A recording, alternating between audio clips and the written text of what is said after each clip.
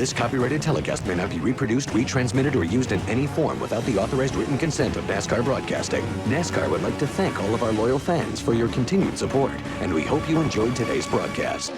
It'll be for 6th and 7th.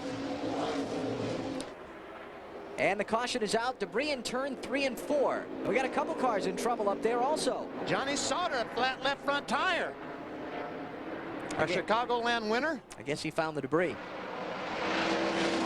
Tony Raines was also off the pace for a minute up in 3 and 4.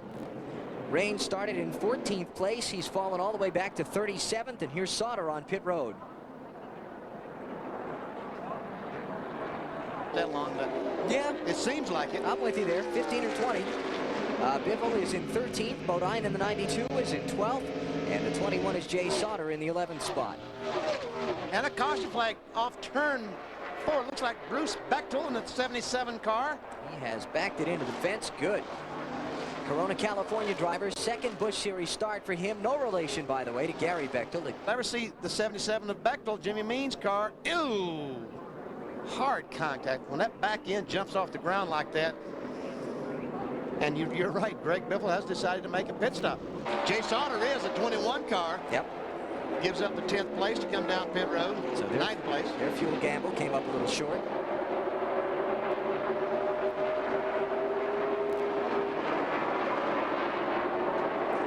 And we continue to watch the Dodge of Hank Parker Jr.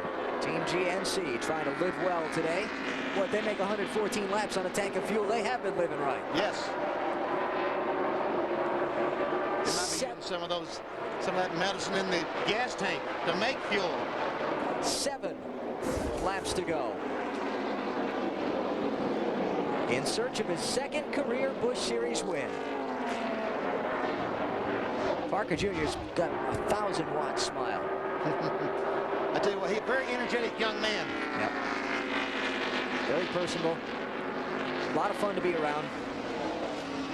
He's one of those guys that sometimes the intensity with which he approaches his racing gets masked by the fact that he's so good-natured. A tremendous young man. Well, storylines on the day today. Championship, talked about a second ago.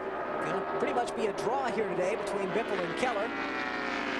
Not a lot of caution flags. We've seen some great racing for the lead today. Biffle and Keller side by side, lap after lap for what was then the top spot. We saw Keller and Hornaday early. Been good competition today. But in the end, it could be decided by the fact that we haven't had any cautions. Somebody played their pit strategy a little bit better than somebody else. The 66 car, Casey Mears, is a teammate of Hank Parker Jr. He is running in 25th spot. He's 3 laps down, talking about the 66 of Mears. All right, here he comes, completing another lap.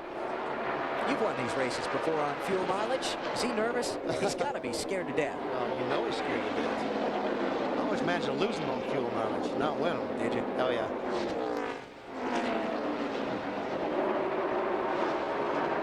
3.5 miles. Is there enough fuel in the tank? Will the pickup get it all out? Glenn, they nervous? Well, let's ask the gas man. This is Art Harris. You put the fuel in it. Did you get it all in there, buddy? Oh, yeah. We got about a 10-lap cushion. We're going to be fine. Are you sure about that? Your life is on the line here, you know. We'll be fine. We're in good shape. Okay, he's just pacing because he just wants the race to be over. He can't wait to get to victory lane. That's what he's pacing about. He knows they got enough fuel. 10-lap cushion. Oh, yeah, that's a real brave face he's putting on down there. Even listening to his crew chief play that poker face. Coming off turn 4, 2 laps to go for Hank Parker Jr. 11 seconds up on Greg Biffle. If the fuel holds up, he wins. If not, Biffle just might steal one away. Here comes Biffle off the corner of the Granger Ford. He sees the signal, 2 laps to go. Biffle not under any pressure from Jason Keller for that spot, nor is Keller under any pressure from Ron Hornaday for 3rd. Kevin LePage holding on to 5th. And your leader is off turn 4. White flag, 1 more mile for Hank Parker Jr. Win number 2 is on the line if he's got enough fuel to make it around the final 3/4 of a mile from there. Gas man took the helmet off. He's not going to worry about putting any more gasoline in that car. He can't help him now. Wayne Jessel, having bought this team from its former owners, Frank Cece and Scott Welliver, looking for his first Busch Series win as a team owner. Final corner for Parker Jr. The fans come to their feet. The fuel will hold up, and Hank Parker Jr. gets victory number 2 at Pikes Peak. 114 miles on a tank of fuel. Waiting on Greg Biffle. And there he just crosses the line. Jason Keller crosses. So things were a draw today for the championship contenders. Ron Hornaday and Kevin LePage will round out the top 5. Denver, North Carolina's Hank Parker Jr. has won the NetZero 250.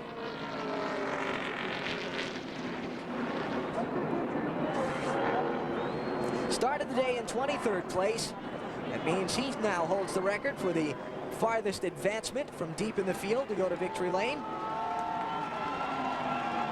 All right, let's see. Hank Parker Jr. I don't know if he knows how to do donuts because he doesn't have a lot of practice at it. He's going to try. Oh, yeah. Oh, yeah. Practice or not, that's pretty good. He's pretty good at that.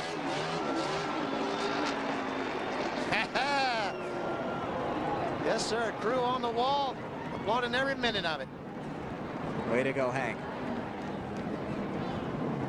While we wait for Hank to come back around to victory lane, let's quickly remind you that tomorrow at 12:30 Eastern Time, our coverage of the Winston Cup event from Pocono Raceway begins with Discover Card Countdown to Green, and we check the results from today's NetZero 250 here at Pikes Peak. Keller, Hornaday, LePage, Scott Wimmer. 9 cars on the lead lap. Stacy Compton won the first car lap down at 10. Kevin Grubb had a solid run for most of the day. Jack Sprague just kind of average today for a guy who was the point leader a little while ago. Brian Vickers, the 40 car, ran much better than his 21st position shows. And Tony Raines, 35th. All the lead fell out, had to stop and replace it. Todd Bodine out. Engine problems on his car. And some of those who failed to finish and went out early in the NetZero 250. Well, Hank's getting unbuckled, and Glenn Jarrett is down there along the start-finish line where the victory lane ceremonies are.